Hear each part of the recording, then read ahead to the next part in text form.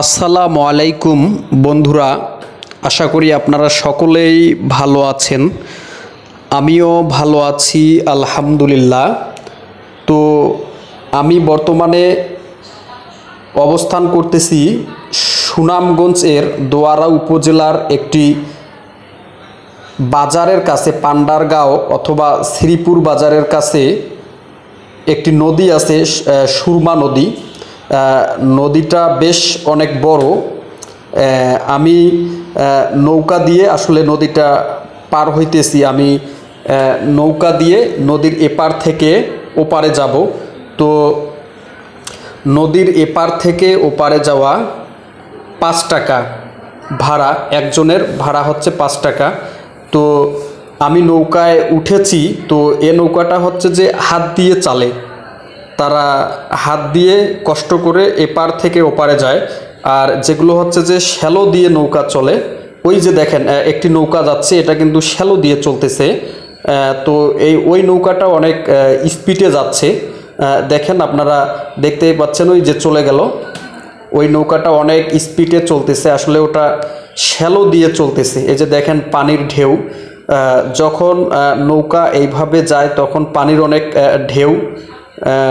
ঢেউ উঠে। তো যে নৌকাগুলো হাত দিয়ে চলে তারা ধীরে ধীরে যায়, এই জন্য তাদের নৌকার এতটা ঢেউ আসলে আসে না।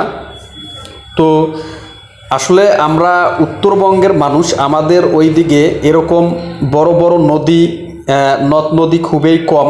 তাই আমরা আমাদের ওই দিকে নৌকা বা ইয়াটিয়া বেশি একটা দেখতে পাই না।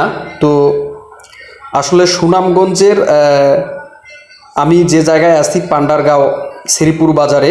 তো এখানে দেখেন আপনারা, এই যে মানুষগুলো নৌকাতে কিন্তু অনেক মানুষ, এই মানুষগুলো বাজারে যাচ্ছে, পান্ডারগাঁও বাজারে যাচ্ছে।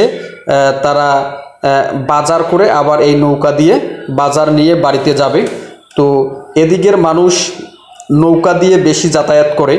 তারা যদি দোয়ারা উপজেলা যায় বা শ্রীপুর বাজারে যায় বা যে কোনো জায়গা যায়, তাদেরকে এই সুরমা নদী পার হয়ে আসলে যাওয়া লাগে।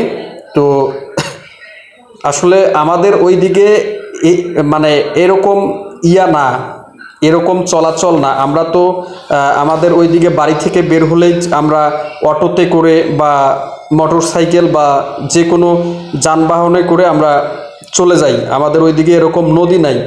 তো এই জন্য আমাদেরকে এই জিনিসগুলো খুবই ভালো লাগে। এই যে দেখেন নদীর পাড়ে ছোট ছোট বাচ্চারা গোসল দিতেছে। আমরা কিন্তু চলে আইছি নদীর ওপার থেকে এপারে আমরা চলে আইছি। তো আমাদের ওই দিকে এরকম নদী না থাকার কারণে আমরা উত্তরবঙ্গের মানুষ নৌকাতে উঠতে আসলে অনেক স্বাচ্ছন্দ্য বোধ করি।